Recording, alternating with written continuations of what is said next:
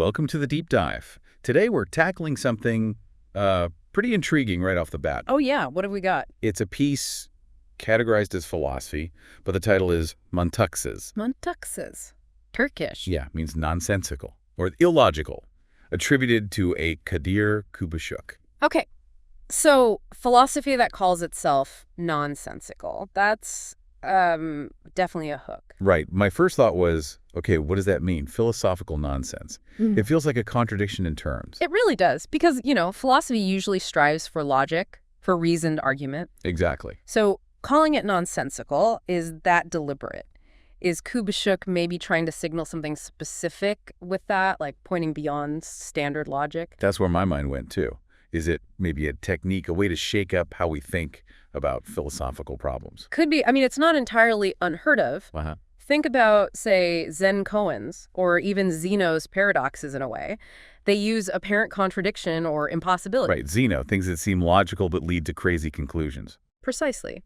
So maybe Mont does is playing in that kind of space, using the label nonsensical to make us question the limits of, well, sense itself, or at least logical sense. Okay, so it's like a challenge then. If it says, I'm nonsensical, it's daring you to make sense of it anyway? Or maybe daring you to accept that sense isn't the only goal.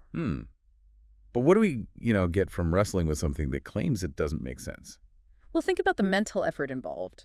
When something seems illogical, your brain works over time trying to find a pattern, right? You try to force it into a box. Exactly. And maybe that struggle itself is the point. It could force you to look at your own assumptions. What box are you trying to fit it into? Why that box? Ah, okay. So it's less about decoding a hidden logical message. And more about observing your own mind trying to decode it. It might reveal the boundaries of your understanding, or maybe even the limits of language to express certain ideas. The limits of language. Yeah. That's interesting. Could Mantıksız be a commentary on language then? Saying some things just can't be neatly packaged. That's definitely one possibility. Maybe by embracing the nonsensical, Kubuşuk is trying to gesture towards ideas or experiences that rational discourse struggles with. This makes me wonder, could it be a critique of philosophy itself? How so? Like maybe suggesting that the endless pursuit of perfect logical clarity, maybe it misses something, some other kind of insight.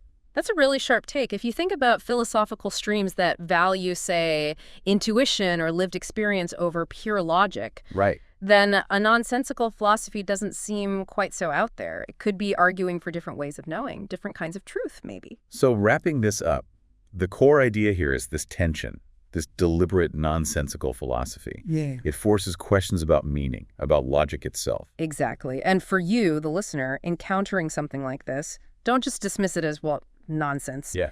Ask yourself, could exploring the illogical actually lead somewhere valuable? Could it show us the edges of our own logical maps? That's the thought to leave you with. Can challenging our need for everything to make sense actually open up new philosophical doors?